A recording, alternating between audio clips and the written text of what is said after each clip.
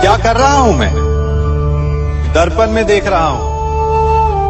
आप लोग भी प्रतिदिन देखते होंगे, परंतु प्रतिदिन अपना मुख देखने के बाद भी उस पर लिखी एक बड़ी सीख देखना भूल जाते हैं। अब आप कहेंगे कैसी सीख? तो जाइए एक बार फिर से दर्पण के सामने जाइए और मुख खोलकर देखिए, क्या दिखेगा? दंत पंक्ति और जीभा, है ना?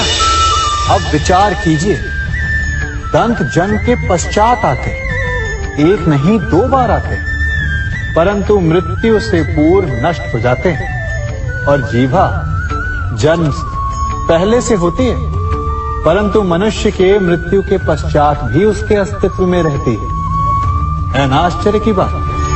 दंत कठोर होते हैं, जीभा कोमल, परंतु फिर भी दंत नष्ट हो जाते हैं, जीभा नहीं होती। यही रहस्य है कि हठी और कठोर लोग शीघ्र नष्ट होते हैं और कोमल लचीले आवश्यकता के अनुसार स्वयं में परिवर्तन ला सकने में सक्षम लोगों का ही अस्तित्व रहता है। अर्थात परिस्थितियों के अनुसार स्वयं को लचीला बनाना सीखिए और आपका जीवन सरल हो जाएगा। संबंध एक सहारा होता है जीवन का, और संबंधी वो होते हैं जिनसे आवश्यकता पड़ने पर सहायता मांगी जा सके, जिन पर विश्वास किया जा सके कि बुरे समय में वो हमारे काम आएंगे। कभी ऐसा भी हुआ होगा कि आपके पास कोई सहायता मांगने आया, या ऐसा भी हो सकता है कि आप किसी के पास सहायता मांगने गए हैं। परंतु प्रश्न ये उठता है कि क्या केवल किसी के मंतव्य में उसकी सहायता इसीलिए कर देनी चाहिए क्योंकि वो आपका संबंधी है? अब आप कहेंगे कि ये कैसा प्रश्न हुआ? तनिक सोचिए, एक अस्त्र बनाने वाला जब अस्त्र बनाता है तो ये अस्त्र किसको देना है उसका अधिकार उसी के पास होता है। वो चाहे तो ये अस्त्र किसी को भी दे सकता है, वो एक सैनिक को भी दे सकता है या एक डाकू को भी, और यही अस्त्र 2 भिन्न कार्य कर सकती है। यदि डाकू के हाथों में आ गई तो उसका भय दिखाकर वो लोगों को लूटेगा, निरपराधों का रक्त बहाएगा। सहायता करने वाले की भी अवस्था ऐसी ही होती है। इसलिए किसी की सहायता करने से पूर्व ये विचार कर लेना आवश्यक है कि किसे क्या, कब और कितनी सहायता देनी चाहिए कि उसका दुरुपयोग ना हो। यदि आपकी सहायता से कोई अधर्म हुआ तो उसके उत्तरदायी आप ही होंगे। जीवन में कई बार ऐसे अवसर आते हैं कि आप लोगों से मिलने जाते हैं और उनसे कुछ आकांक्षाएं भी रखते हैं, और कई बार जीवन में ऐसे अवसर भी आते हैं कि लोग आपसे मिलने आते हैं। इसलिए अतिथियों का सम्मान करने से पूर्व सदा कुछ बातों को स्मरण रखना आवश्यक होता है। यदि कोई आपके पास मिलने आता है तो उसके 3 कारण हो सकते हैं। पहला कारण होता है भाव, दूसरा अभाव और तीसरा प्रभाव। तो जैसा अतिथि उसको वैसा ही सम्मान दे।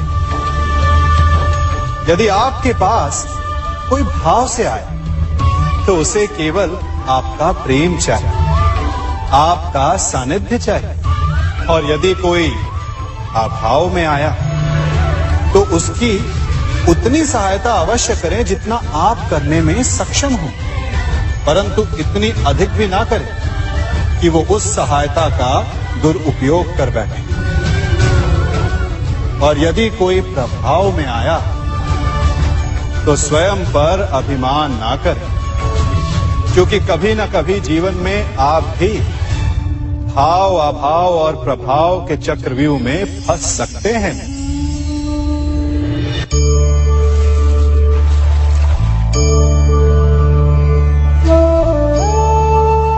यदि जल को मुट्ठी में कसकर बांधें, तो जल कैसे अपना मार्ग बनाकर निकल जाता है? इसी धारा की भांति यही अवस्था हमारे अपनों के साथ भी होती है। अधिकतर हम जिनसे प्रेम करते हैं, हम सदा उन्हें अपने समीप रखना चाहते हैं, स्वयं से दूर नहीं होने देना चाहते। चिंता करते हैं, भय खाते हैं कि कहीं उनके साथ या उनसे कुछ बुरा घटित ना हो जाए, और ऐसे में हमारे अपने ही हमसे दूर हो जाते हैं, ठीक मुट्ठी में बंधे जल की भांति। इसलिए जिनसे आप प्रेम करते हैं, उन्हें स्वतंत्र कर दीजिए, उनकी सोच को स्वतंत्र बनने दीजिए, उन्हें अपने मार्ग स्वयं ढूंढने दीजिए, क्योंकि आप सदा उनके साथ उन्हें मार्ग दिखाने के लिए नहीं रहने वाले। इसलिए अपनों के साथ अवश्य रहें, परंतु उन्हें बांधे नहीं। जन्म के पश्चात बालक जब पहली बार अपने नेत्र खोलता है, तो उसका मन उत्सुकता से भरा होता है कि ये संसार क्या है, उसे क्या दिख रहा है। ये उसके जीवन का नया आरंभ होता है। परंतु जैसे हम धीरे धीरे बड़े होने लगते हैं, अनुभव अर्जित करते हैं, हमारे मन की उत्सुकता, हमारे जीवन का चाव होने लगता है।